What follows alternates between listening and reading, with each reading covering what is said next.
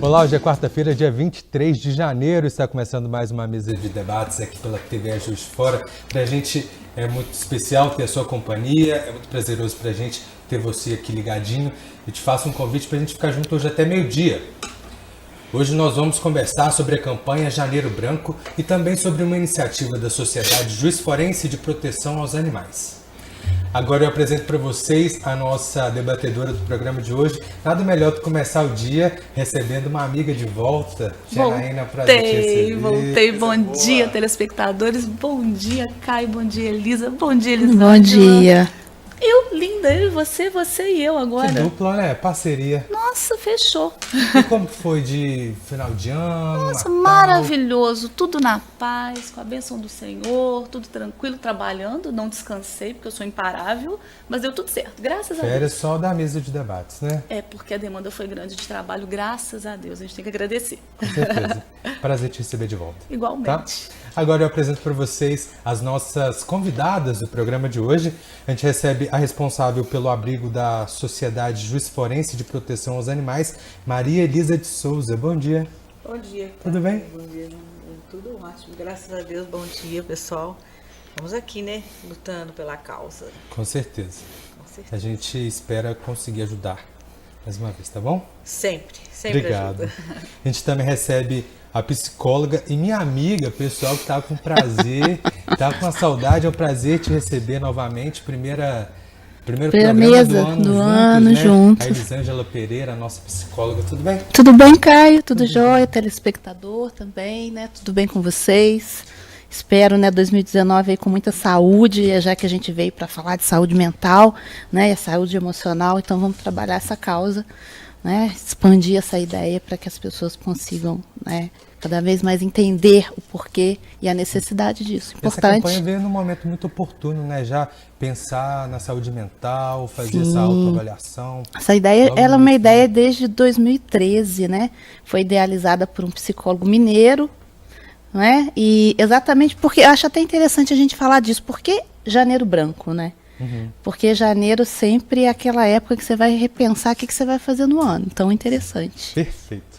Bom, a gente vai falar agora sobre esse assunto. A campanha Janeiro Branco tem o intuito de colocar em evidência a saúde mental. Ela convida a população a fazer uma reflexão sobre o propósito e o sentido da vida, uma autoavaliação sobre os relacionamentos e sobre o próprio comportamento. A campanha também tem o intuito de sensibilizar as instituições públicas e privadas sobre as políticas públicas e as estratégias para os cuidados com a saúde mental da população.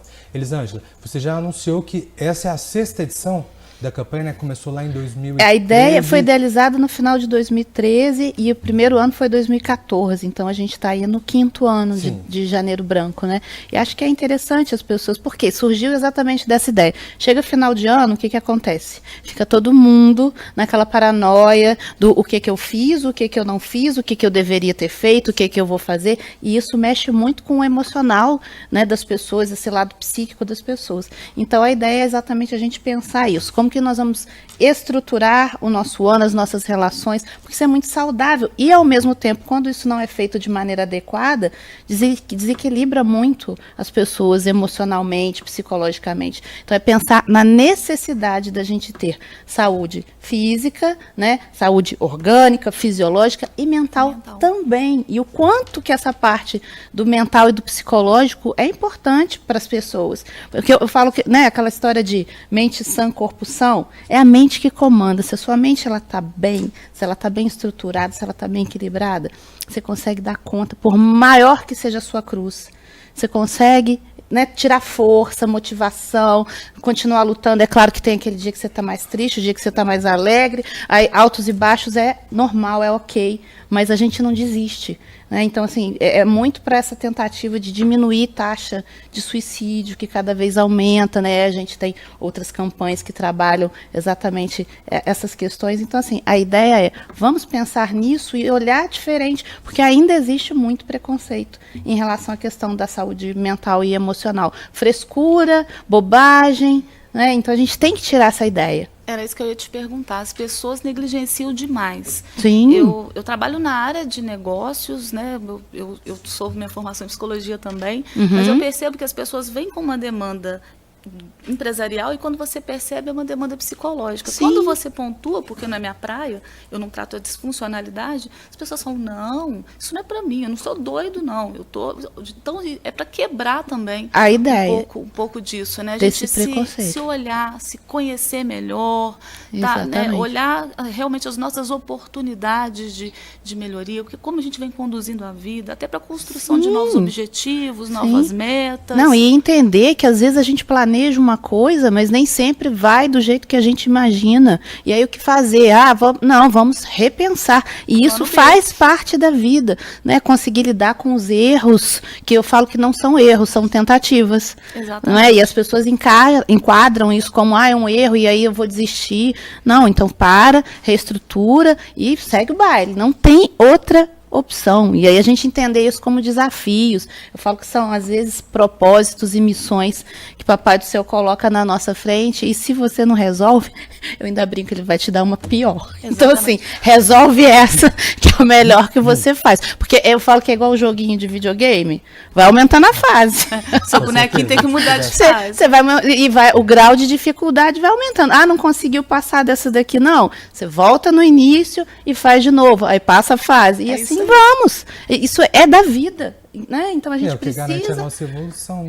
A gente precisa aprender a lidar com isso. As pessoas chegam e falam assim: Janaína, olha o que aconteceu comigo. Eu falo, não aconteceu com você, aconteceu para você aprender com isso, tirar uma lição, ressignificar e dar seguimento, né? As Exatamente. pessoas, elas falam, aconteceu comigo. Então esse posicionamento de vítima, que não é protagonista da própria vida, isso também tem a ver com essa bandeira que você está levantando aí com no Janeiro certeza. Branco, né? Mas sabe o que isso eu penso? Tem muito a ver com como a nossa sociedade ocidental trata a questão dos fracassos, entre aspas. Entende? Então acaba sendo um peso muito grande para as pessoas. Quando ela planeja, ela se estrutura, aí ela está indo num caminho e alguma coisa acontece, porque as coisas acontecem.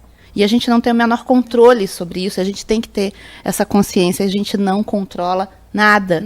Nada está sob controle. Outro dia postei isso, o povo começou a falar, como assim? Nada está sob controle. Né? Fique calmo. De 100% das coisas, 1% só a gente controla, e mesmo assim se controlar. Porque normalmente as pessoas não falam isso. Fica calmo, está tudo sob controle. Eu falo, fique calmo, nada está sob controle. Nada está sob controle. Não tem nada. Mas se você parar, pensar, meditar, entrar em contato consigo mesmo, autoconhecimento, você vai encontrar uma luz, vai encontrar uma saída. E isso é que é importante. Essa questão do fracasso que você colocou aí, eu achei super, super legal. Por quê? Eu, lidando com empresários, eu percebo, as pessoas, elas não fracassam, Elisângela, elas desistem. Sim. Elas desistem, e aí elas se tornam fracassadas, porque elas desistiram. Quando algumas percebem, aí sim, é muito interessante a gente ver o processo de transformação. Isso, eu falo, gente, terapia é vida. Terapia exatamente. É vida. Eu tenho um cliente que há um tempo ele foi num congresso em São Paulo e ele estava assistindo uma palestra de um palestrante maravilhoso lá. Então, gente, não façam terapia. E ele já está fazendo, acho que há uns 2 anos. Ele falou que ele estatelou o olho assim, falou, gente, porque vocês nunca mais vão parar, porque é muito bom. Porque é um processo de autoconhecimento que às vezes você já chegou lá, já resolveu a sua demanda que te levou, mas você não quer parar esse processo de autoconhecimento. O Freud tem um texto que fala sobre isso. Eu não sou psicanalista, sou comportamental cognitiva, né? Mas o Freud o pai dele, começou tudo, enfim. E ele fala isso, né? Quando é que a gente termina? Na realidade, quando morre, né? Porque a gente vai sempre ter uma demanda e você resolve um problema e aí surge outro e aí você precisa de mais autoconhecimento e aí você busca mais e aí você cresce mais e você evolui. E a gente tem que entender que esse é o nosso propósito de vida, evoluir. Eu brinco com os meus pacientes, eu falo, olha só, você não pode ir embora desse planeta do mesmo jeito que você chegou. Papai do Céu vai brigar muito com você lá em cima, entendeu? Você tem então, que ter um propósito, tem que deixar você tem que ir embora melhor do que você chegou. Você tem que evoluir. Nosso objetivo aqui é evolução. Não é evolução só biológica, né? Como a gente passou aí, Homem das Cavernas, enfim, antropológica. Não, é evolução psicológica, emocional, no sentido da amorosidade, que eu acho que esse tema tem tudo a ver com essa questão também. Por que tanto problema nessa área? Por que cada vez aumenta? Para mim, falta amor. E autorrespeito. Tá faltando amor, entende? Mas não é, o autorrespeito acaba sendo o amor pelo outro, né? Então, é o amor próprio, é o amor pelo outro, é o respeito pelo outro, é a empatia. Isso tudo, para mim, a gente pode resumir em uma única palavra. Amor. Verdade. Se você está focado na amorosidade, né, no cuidado e na atenção com o outro, essas coisas não acontecem. Então, o que me importa? Se você está acima do peso, se a sua altura, se a sua cor, então, se eu te respeito enquanto ser humano, isso não tem, a menor não faz diferença. Então, eu não vou te ofender, vou ser cuidadosa com você, eu vou ser carinhosa, eu vou ser acolhedora. Falta, eu acho, muito. Com rede social, eu acho que isso aumentou demais. Essa questão da falta de acolhimento, porque como ninguém está me vendo, as pessoas começam a acreditar, porque tem coisa que a gente não tem coragem de falar na cara do outro, né? Agora, quando você está ali escondido atrás de uma tela, seja de um celular, né, de um computador, então vai lá, escreve. Bando de corajosos virtuais. Ofende. Para quê? Com qual objetivo? Eu penso isso. Com qual objetivo? As pessoas perderam um pouco da noção. O que é uma discussão? Discutir não é você convencer o outro da sua ideia. Discutir é eu mostrar para você a minha ideia, você mostrar para mim a sua e a gente trocar, falar, olha, é verdade, nunca tinha pensado sobre isso, concorda ou não concorda? Ou não concorda. E se a gente não concorda, a gente encerra e fala assim, vamos tomar um café? Simples assim. Simples assim, não é? Não. Agora eu tenho que te convencer que a minha ideia a minha é verdade melhor, é absoluta e que é a certa. Aí a gente entra no caos. Aí a gente entra numa guerra. E acho, o que o ser humano hoje tem vivido. A gente parece que está vivendo meio que uma guerra. A gente está numa coisa meio bélica, assim, sem perceber que estamos. E isso, emocional e psicologicamente, é péssimo. É horrível. É horrível. É horrível. Se todo mundo praticar o amor, exatamente, isso vira um ciclo virtuoso e não esse caos que se instalou. Exatamente. Então, em cima dessa ideia que eu trabalho, né, com os meus clientes no consultório, nas minhas redes sociais, é assim, gente, tolerância, paciência. Nem todo mundo está no mesmo nível de expansão de consciência. Cada um está num momento. Então, eu vejo uma coisa de um jeito, você vê de outro, mas porque talvez você não tenha passado por experiências que eu passei. E não está preparado também para poder ver. Eu costumo comparar a metamorfose da borboleta. O que você é? Você é a larvinha? Você já está lá dentro do casulo? Ou você já abriu as suas asinhas? Cada um está num momento. Exatamente. Então, eu acho que quando a gente pensa e entende esse conceito, sabe? Cada pessoa está num nível de expansão de consciência. Eu acho que muda tudo. Então, não é porque você é errada, porque o Caio é errado, porque eu sou certo. Não. É porque você enxerga de um jeito, o Caio enxerga de outro, ela enxerga de outro. Mas de acordo com a nossa história, né? De acordo com a nossa evolução, com as dificuldades ou as facilidades que eu tive na vida. Então, não tenho certo nem não tenho errado. Entende? Tem o que funciona, o que é funcional, às vezes o que é funcional para um não é funcional para o outro. Eu posso até tentar mostrar um ponto de vista e quem sabe fazer com que essa pessoa expanda um pouquinho da consciência. Se eu conseguir com um, tá ok, mas se ele falar assim, não penso assim, respeito e vamos seguir, e seguimos juntos para o café. Com certeza. Muito bom. A gente está falando sobre esse processo que conduz a vida, né, de aprendizagem, do autoconhecimento, que parece que é uma das nossas principais funções. A gente descobrir quem nós somos. Sim. E para onde nós vamos. Sim. E o que fazer no meio do caminho, né? E como, né? Nem é o que. Que muitas vezes a gente sabe, Caio. O difícil às vezes é como. Como fazer. O que as pessoas não sabem é como. Elas querem entender. Tá, interessante. Eu trabalho muito, por exemplo, para melhorar essa questão da autoestima. Todo mundo fala, autoestima baixa. Mas ninguém explica para você como é que você melhora essa autoestima, entendeu? Não, você não pode ter autoestima baixa. Você tem que ser... Tá, mas como faz isso?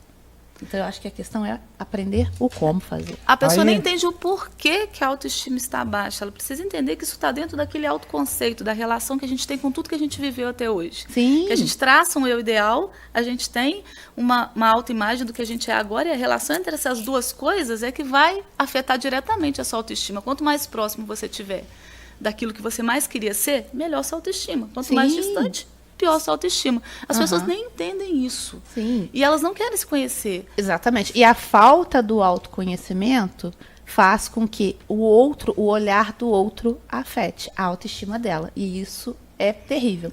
Porque se eu sei de mim, se eu sei dos meus valores, né? Se eu sei quem sou eu, não me importa o que você... Se você virar para mim e falar assim, Elisângela, você é uma péssima psicóloga, você é uma pessoa má, você é uma pessoa cruel. Se eu sei que eu não sou, vou ficar te olhando com cara de... legal. Entende? Agora, se eu falo realmente, nossa, aí vai me atingir. Eu falo que o que o outro fala de mim só me atinge se eu tenho dúvida. Olha que incrível. Se eu tenho certeza dos meus valores, se eu tenho certeza da minha causa, da minha ética, não me atinge em nada. Então, eu não vou me perturbar com a opinião do outro, que é outra tortura que as pessoas vivem. Mas olha que dica legal que você está dando. De mim? Olha que dica incrível que ela está dando. As pessoas que têm medo do julgamento dos outros é porque elas não se conhecem. Exato. Então, bora Caímos lá de novo na bora mesma. lá buscar o autoconhecimento, bora olhar. Se autoconhecer é muito importante, mas você tem que entender que você tem que se conhecer, se aceitar e tentar melhorar, que é o processo evolutivo que você falou aí. Olha, meninas, eu estou sendo obrigado a chamar um intervalo, tá? Mas daqui a pouquinho a gente volta com a nossa conversa. A gente vai para o primeiro intervalo do programa de hoje e já voltamos.